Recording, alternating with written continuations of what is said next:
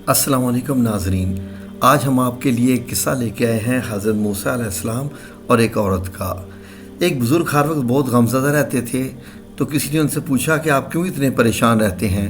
وہ کہتے ہیں جہنم کی آگ ہر وقت جل رہی ہے اور مجھے پتہ نہیں کہ میرا ٹھکانہ کہاں ہے، میں کیسے خوش رہ سکتا ہوں، میں کیسے سکون سے بیٹھ سکتا ہوں۔ اب جائزہ لیجئے کہ ہمیں اپنی آخرت کا کتنا خیال ہے، کیا ہم بہت نیک ہیں یا ہمیں آخرت پر یقین ہی نہیں؟ جبکہ یہ فرما دیا گیا ہے کہ ہر تکبر کرنے والا جہنم میں داخل ہوگا، دوسروں کو نقصان پہنچانے والا بھی جہنم میں ہوگا۔ شرک ایک گناہ کبیرہ ہے، اللہ تعالیٰ کبھی شرک کرنے والے کو معاف نہیں کرے گا۔ اور نماز کا چھوڑنا، اللہ تعالیٰ نے جہنم کا ایک حصہ ان لوگوں کے لیے بنایا ہے جو نماز کو دیر سے پڑھتے ہیں یا خشوع و خضوع سے نہیں پڑھتے۔ تو آپ سوچیں، جو لوگ نمازی ہیں لیکن نماز دھیان سے نہیں پڑھتے، ان کے لیے اس طرح کی سزا ہے، تو جو بے نمازی ہیں ان کا کیا ہوگا؟ ایک عورت حضرت موسیٰ علیہ السلام کے پاس آئی اور کہنے لگی کہ مجھ سے ایک بہت بڑا گناہ ہو گیا ہے اور اس گناہ کی اللہ کے توبہ حضور بھی کر چکی ہوں، آپ بھی میرے لیے اللہ سے دعا کریں کہ میرا گناہ بخش دیں اور میری توبہ قبول ہو جائے۔ حضرت موسیٰ علیہ السلام نے پوچھا، اے عورت، تیرا گناہ کیا تھا؟ اس نے کہا کہ میں نے بدکاری کی تھی اور میں نے ایک بچے کو جنم دیا، جس کے بعد میں نے اسے قتل کر دیا۔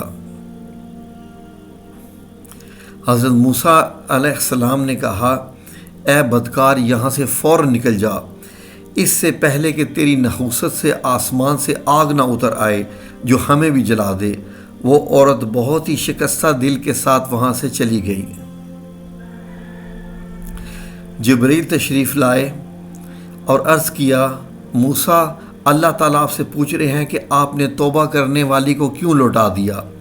کیا آپ نے اس سے زیادہ گناہ گار نہیں دیکھا؟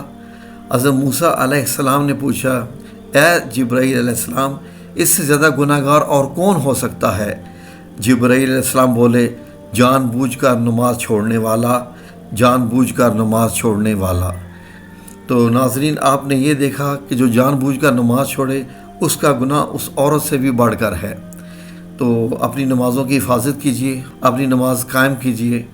قائم کرنے سے مراد ہے کہ جو آپ پڑھ رہے ہیں اسے چھوڑنا نہیں، بہت تردد کے ساتھ نماز پڑھنی ہے۔ جزاکم اللہ خیر، شکریہ۔